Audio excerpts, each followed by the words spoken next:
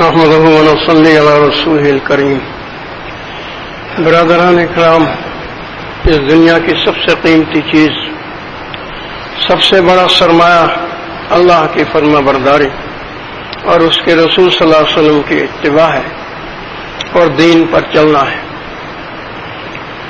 انسان اگر غور کرے قرآن مجید کے اندر جو آیات وارد ہوتی ہیں کہ یہ ایک بہت بڑا احسان اللہ کا ہم سب پر ہے کہ اس نے ہمیں مسلمان پیدا کیا اور اپنے حبیب سید الرسول محمد صلی اللہ علیہ وسلم کی امت میں پیدا کیا. آپ تصور کیجئے، ہر روز دنیا میں ہزاروں یا لاکھوں آدمی مر رہے ہیں مختلف بر اعظموں میں. 4/5 جو آبادی دنیا کا ہے وہ غیر مسلم ہے. کہیں کفار ہیں، کہیں یہود ہیں، کہیں نصارہ ہیں، کہیں مرتدین ہیں، کہیں کچھ ہیں، کہیں کچھ ہیں. یہ سب اس دنیا کی زندگی کو گزار کے آخر کہاں جا رہے ہیں؟ موت کے بعد یہ لوگ کہاں جا رہے ہیں؟ اور ہمارے لیے یہ کتنی بڑی خوشخبری ہے کہ اگر عذاب قبر اور عذاب جہنم ہے بھی تو تھوڑی دیر کے لیے ہے.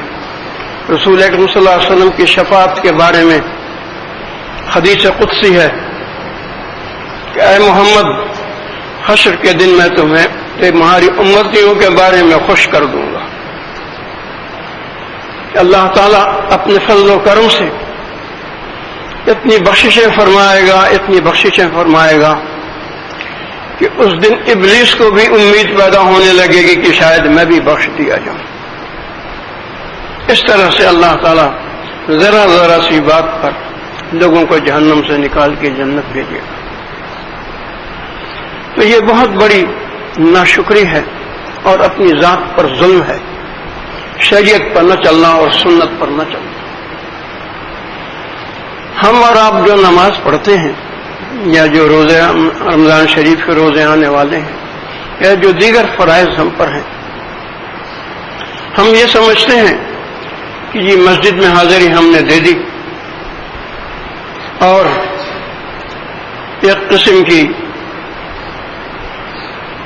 شرکت کے ساتھ اپنے نفس کو اللہ کا شریک بناتے ہوئے، کیونکہ اللہ تعالیٰ نے نفس کو کہا ہے نفس امارہ کے بارے میں، ارأیت من اتخذ الہہ ہواہ، کیا آپ نے نہیں دیکھا اس شخص کو جس نے اپنی خواہشی کو اپنا معبود بنایا؟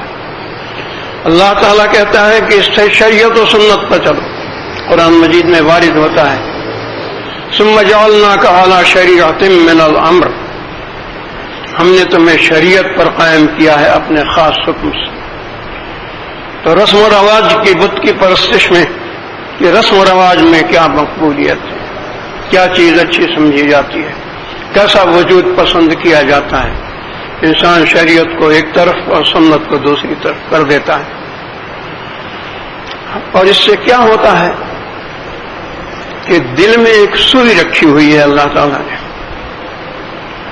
وہ یہ بتاتی جاتی ہے کہ تو اللہ کی مرضی کے خلاف کر رہا ہے، موت تیرے لیے مبارک نہیں ہوگی. موت کے وقت ایک بڑی خطرناک مصیبت تجھ پر نازل ہوگی. یہ گناہ جو ہیں یہ اللہ کی ذات سے حسن ظن ختم کرتے جاتے ہیں. حدیث شریف ہے قدسی، انا عند ظن عبدی بی، میں اپنے بندے کے ظن کے مطابق معاملہ کرتا ہوں. وَأَنَا مَعَهُ حِينَ يَذْكُرُنِي، اور میں اس کے ساتھ ہی ہوتا ہوں جب وہ میرا ذکر کرتا ہوتا ہے. حدیث لمبی ہے. تو ہوتا یہ ہے کہ فرمانبرداریوں سے اللہ سے حسن ظن بڑھتا ہے کہ جس نے اس دنیا میں مجھے رسم و رواج کے بت کو ٹھوکر مارنا اور اپنے نفس امارہ کو کچل دینے کی توفیق دی اور شریعت و سنت کا اہتمام کرنے کی توفیق دی، 5 وقت نماز ادا کرنا اور فرائض کو ادا کرنا اور ایک صالح نیک زندگی بسر کرنا، جب اس نے یہ کر دیا ہے تو انشاءاللہ موت کے وقت بھی وہ جنت کے فرشتے بھیجے گا اور جنت کا لباس کفن پہن کے میں، کیونکہ جنت کے فرشتے جو آتے ہیں اللہ تعالیٰ کی طرف سے وہ جنت کا کفن لے کے آتے ہیں خوشبودار، اور جنت کا خوشبودار پانی لے کے آتے ہیں. اور دنیا کے لوگوں کے نہلانے سے پہلے وہ جنت کے خوشبودار پانی سے نہلا دیتے ہیں، اور دنیا کے لوگوں کے کفن پہنانے سے پہلے وہ جنت کا کفن پہنا دیتے ہیں، اور یہ 500 فرشتے ہوتے ہیں اور یہ اس کے جنازے کے ساتھ چلتے ہیں ایک طرح، کیونکہ اس دنیا کی زندگی میں سب سے بڑا کام اللہ کی فرما برداری، اس کے رسول صلی اللہ علیہ وسلم کی اتباع کا مقام یہ ہے کہ اللہ تعالیٰ نے رسول صلی اللہ علیہ وسلم کو یہ فرمایا قرآن مجید میں کہ اپنے امتیوں سے یہ آپ فرما دیں فاتبعونی یحببکم اللہ، تم میری اتباع کرو، اللہ تعالیٰ تمہیں اپنا محبوب بنا لے گا۔ رسول صلی اللہ علیہ وسلم کی یہ شان ہے کہ جو ان کی اتباع کرے اللہ تعالیٰ اس کو محبوب بنا لیتا ہے، اور اتباع کہتے ہیں ظاہری مشابہت کو، باطنی جو چیزیں ہیں ان میں تو ظاہر انبیاء کی اتباع کوئی کر ہی نہیں سکتی۔ نبوت کا جو نور ہے وہ ولایت کے نور سے بہت افضل ہے، کوئی ولی کتنا بھی بڑھ جائے باطنی کمالات میں وہ نبوت کے نور کو تو نہیں پہنچ سکتا، نبوت کے مقام کو تو نہیں پہنچ سکتا۔ تو میں عرض کر رہا تھا کہ رسول صلی اللہ علیہ وسلم کی اتباع کی یہ شان ہے کہ اللہ تعالیٰ دنیا میں اس شخص پر نظر کرتا ہے تو خوش ہو کے نظر کرتا ہے، اللہ کو خوش کر لینا یہ سب سے بڑی بات ہے۔ قرآن مجید کی آیت شریفہ ہے وَهُوَ مَعَكُمْ أَيْنَمَا كُنْتُمْ، وہ تمہارے ساتھ ہے جہاں کہیں بھی تم ہو۔ ہم جو بھی عمل کرتے ہوتے ہیں اللہ تعالیٰ ہمیں دیکھتا ہوتا ہے، ہم اس کی نظروں میں ہوتے ہیں۔ اگر ہم اس کی فرمانبرداری کر رہے ہیں تو وہ خوش ہو کے دیکھتا ہے، اور اگر ہم رسم و رواج اور نفس امارہ کی فرما برداری کر رہی ہیں تو وہ غضب کی نظر سے دیکھتا ہے۔ 2-3 دن قبل سے میرے دل میں ایک خیال آ رہا تھا، دیکھیے یہ کیسی بات ہے، یہ جو سننے میں آتا ہے کہ جی فلاں شہر میں اتنے قتل ہو گئے آج، تو پھر اتنے قتل ہو گئے آج، تو پھر اتنے قتل ہو گئے آج۔ یہ قتلوں کے بارے میں سن کے مجھے بڑا خوف پیدا ہوتا ہے، بڑی پریشانی پیدا ہوتی ہے، کیونکہ آیت شریفہ ہے وَمَن يَقْتُلْ مُؤْمِنًا مُتَعَمِّدًا، جس نے کسی مومن کو جان کے مارا، ارادے کے ساتھ مارا، فَجَزَاؤُهُ جَهَنَّمُ، تو پھر اس کی جزا جہنم ہے۔ اللہ کو اپنے ماننے والے بڑے پیارے ہیں، بڑے عزیز ہیں، بڑے محبوب ہیں۔ یہ بہت بڑی بات ہے لا الہ الا اللہ محمد رسول اللہ پڑھنا۔ مومن ایک بہت بڑی چیز ہے، حدیث شریف میں آتا ہے عیب پوشی، مومن کی عیب پوشی کرو، کوئی اس کے اندر عیب و گناہ دیکھو تو لوگوں کو مت بتاؤ۔ اگر کوئی ایسا بڑا عیب کسی نے دیکھ لیا کہ اس کو ظاہر کرنے سے پھر اس محلے میں، اس مقام میں جہاں وہ رہتا ہے، لوگوں کو منہ دکھاتے ہوئے وہ شرمائے، تو اس شخص نے ایسا کام کیا جیسا کعبے کو ڈھا دیا، جیسا بڑا گناہ کعبہ شریف کو ڈھا دینا ہے جس کو اللہ نے بیت اللہ کہا ہے۔ تو اس نے اتنا عظیم ظلم کیا تو اللہ تعالیٰ فرماتا ہے، اور مومن کی عزت، ایک بار رسول صلی اللہ علیہ وسلم ایک صحابی کے ساتھ تشریف فرما تھے، تو آپ نے پوچھا اب ان صحابی سے کہ کیا تمہیں معلوم ہے کہ اللہ کو اس کعبے کی عزت سے بھی زیادہ کس کی عزت پیاری؟ تو جیسا کہ صحابہ کرام کی آیات شریفہ تھیں، وہ کہتے اللہ و رسولہ اعلم، اللہ بہتر جانتا ہے اس کا رسول، اسی قسم کا کوئی جواب نہیں۔ انہوں نے کہا کہ اللہ کو مومن کی عزت اس کعبے سے زیادہ پیاری ہے۔ آیت شریفہ میں پڑھ رہا تھا، جب میں یہ قتلوں کی خبریں پڑھتا ہوں وَمَن يَقْتُلْ مُؤْمِنًا مُتَعَمِّدًا فَجَزَاؤُهُ جَهَنَّمُ خَالِدًا فِيهَا۔ ایک تو پہلی بات یہ کہی، جس نے کسی مومن کو جان کے قتل کر دیا، مار دیا، تو ہمیشہ کے لیے اس کی جہنم کی سزا ہے۔ وَغَضِبَ اللَّهُ عَلَيْهِ، اور اس پر اللہ کا غضب قائم رہے گا۔ زندگی میں کھاتا پیتا رہے، وہ تو کفار بھی کھاتے پیتے۔ حدیث شریف میں آتا ہے کہ ساری دنیا کی لذات اور دنیا کی دولت اور دنیا کی قیمتی چیزوں کی قیمت اللہ کی نظر میں ایک مچھر کے پر کے برابر ہوتی تو اللہ تعالیٰ کسی کافر کو ایک گھونٹ پانی نہ دیتا۔ تو کھا پی لے، مزے کچھ دن اس دنیا کے اڑا لے۔ موت کا ہاتھ تو فرعون پر بھی آیا۔ نمرود نے جو ابراہیم علیہ السلام کو آگ میں ڈالا تھا، اس کے بعد جو اللہ تعالیٰ نے مچھر داخل کیا اس کے ناک کے اندر، جو اس کے دماغ پر کاٹتا تھا، اور جب جوتے جیسی کسی چیز، چمڑے کی چیز سے اس کے سر پر چوٹ لگائی جاتی تو وہ ذرا سکون پاتا تھا۔ نمرود اس کے بعد 400 سال زندہ رہا، لیکن موت کا ہاتھ تو نمرود پر آیا نہ۔ تو آج من چاہی زندگی جو بسر کرتے ہیں، موت کا ہاتھ ایک دن آنا ہے، اور موت کے فرشتوں کو ایک دن دیکھنا ہے۔ وَغَضِبَ اللَّهُ عَلَيْهِ، جس نے کسی مومن کو جان کے قتل کر دیا۔ کسی نے پوچھا اے ابن مریم عیسیٰ علیہ السلام سے،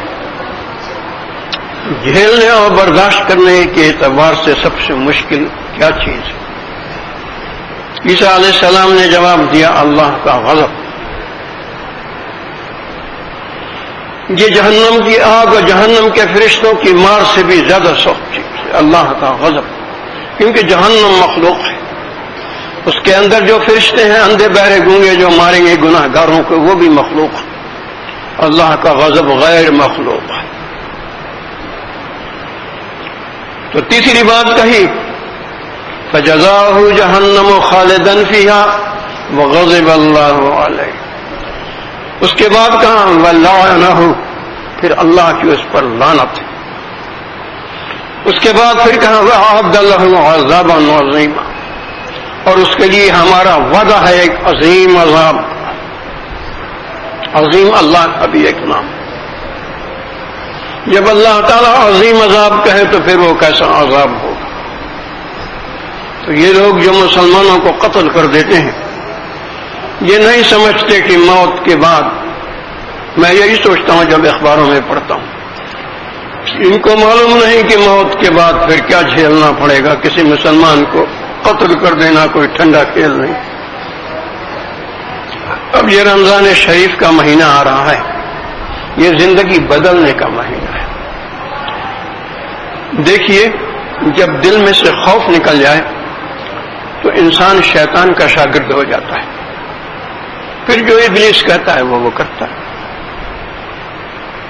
تو اللہ تعالیٰ اس مہینے میں حدیث شریف میں آتا ہے کہ جن لوگوں کے بد اعمال کی بنا پر، ان کے گناہ کی بنا پر ان کے نام جہنم پر لکھ دیے گئے ہیں کہ یہ جہنمی ہے۔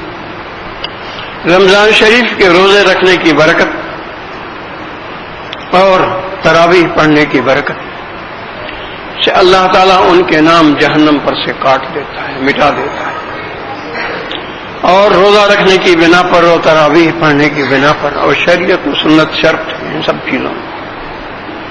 شریعت و سنت سب سے بڑی چیز ہے، اس کے بعد ہیں یہ سارے فرائض۔ ایمان کے بعد سب سے بڑی چیز شریعت و سنت ہے۔ آپ کہیں گے کہ نماز بھی شریعت و سنت کے ساتھ قبول ہوتی ہے، بغیر شریعت و سنت کے قبول ہونے میں بڑا شک۔ یہی کتاب جو تبلیغی نصاب پڑھی جاتی ہے آپ کے یہاں، اس میں لکھا ہوا ہے کہ بعض لوگوں کی نمازیں ایسی ہوتی ہیں کہ سر کے اوپر بھی نہیں اٹھتی، وہیں سے دے ماری جاتی۔ اور شرعی مسئلہ یہ ہے کہ ہر روز صبح اور شام اللہ کے پاس اعمال جاتے ہیں امتیوں کے، اور ہر روز رسول صلی اللہ علیہ وسلم کے پاس اعمال جاتے ہیں امتیوں کے۔ اعمال 5 جگہ جاتے ہیں۔ اس کے بعد ہفتے میں 2 دن والدین کے پاس جاتے ہیں، پیر کو اور جمعرات۔ میں شکل کے کہ بیٹا یہ کر رہا ہے، بیٹی یہ کر رہی ہے۔ اس کے بعد یہ 3 جگہیں ہوئی، چوتھی جگہ اعمال اعضاء کے اندر بند کر دیے جاتے ہیں۔ قیامت کے دن ایک انسان کہے گا ممکن ہے آج مجھے چند منٹ دیر ہو جائے۔ قیامت کے دن ایک انسان کہے گا تیرے فرشتے اے اللہ جھوٹ بولتے ہیں، میں نے یہ سب کوئی گناہ نہیں کیا۔ اللہ تعالیٰ پھر اس کے منہ کو مہر کرتے ہیں۔ پھر قرآن شریف میں یہ آیت ہے کہ اس کے اعضاء گواہی دیں گے، پیر گواہی دے گا، ہاتھ گواہی دے گا، آنکھ گواہی دے گی کہ ہم نے یہ گناہ کیے۔ یہ 4 جگہ ہو گئی۔ پہلا اللہ، رسول، والدین، اعضاء۔ 5ویں جس زمین پر گناہ کرتا ہے اس زمین میں بھی بند کر دیا جاتا ہے وہ گناہ۔ زمین گواہی دے گی حشر کے دن اس نے مجھ پر یہاں پر گناہ کیا، اس جگہ پر گناہ کیا۔ تو تکلیف تو تھوڑی ہوتی ہے روزہ رکھنے میں، اور تراویح جو 1.25 سپارہ پڑھی جاتی ہے 1 گھنٹہ 1.5 گھنٹہ لے، وہ 1 گھنٹہ 1.5 گھنٹہ آرام کے کرنے سے پہلے جا کے آرام ہی کرتے ہیں نا وہ لوگ جو تراویح نہیں پڑھتے۔ بہتر ہے تھوڑا مجاہدہ اختیار کر لیں، اور یاد رکھیں ایک دن موت کا ہاتھ ضرور آنا ہے، اور قبر کے اندر سونا ہے، اور پھر قیامت میں اٹھنا ہے، اور وہاں صرف ایک ہی جگہ راحت آرام کی ہے، وہ جنت ہے۔ تو ہر قیمت پر اس دنیا سے جنتی بن کے جانا ہے۔